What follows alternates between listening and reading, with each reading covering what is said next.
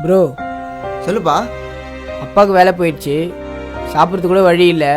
இந்த ஃபோன் ஒரு 12,000 ரூபாய் போகும். இதை வச்சுட்டு ஒரு 8,000 ரூபாய் தர முடியுமா? இல்லைப்பா, நான் மொபைல்லாம் வாங்குறது இல்லை, சர்வீஸ் மட்டும்தான். நீ கிளம்பு. சாப்பிட்றது கூட வழி இல்லைண்ணா, ஒரு 5,000 ரூபாய்ச்சி தர முடியுமா பாருங்கண்ணா. டேய், நீ அந்த ஃபோனை வச்சுட்டு 1000 ரூபாய் கேட்டால் கூட என்கிட்ட இல்லை, கிளம்புங்கிறேன்ல. ப்ரோ, இவ்வளோ கஷ்டத்துலேயும் அவன் என்ன உன்கிட்ட கடனாவா கேட்குறான்? ஃபோன் கொடுத்தா காசு கொடுப்பேன்னு காசாக தானே கேட்குறான். இவ்வளோ கல் நெஞ்சா காரணா இருக்கேன். தம்பி ஃபோனை கொடுறான். இந்தாங்கண்ணா. இந்தாப்பா. ரொம்ப தேங்க்ஸ்ண்ணா. ம். தம்பி எதுக்கு கூப்பிடுற?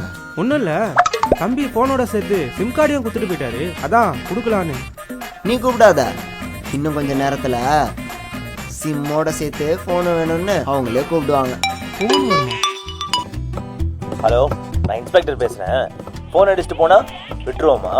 இப்போ நீயா ஸ்டேஷனுக்கு வரியா இல்ல நான் நீ இருக்கிற இடத்துக்கு வரேன்? சார் நானே வரேன் சார்.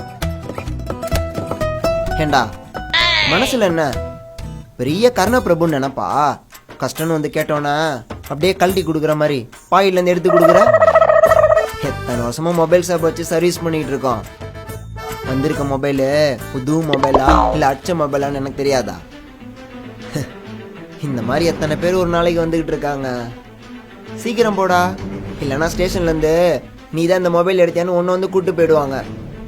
நீ ஸ்டேஷனுக்கு போ, எனக்கு சர்வீஸ் பண்ண டைம் ஆச்சு. அப்போ நான் சர்வீஸ் பண்ணேன் கொல்லாமா?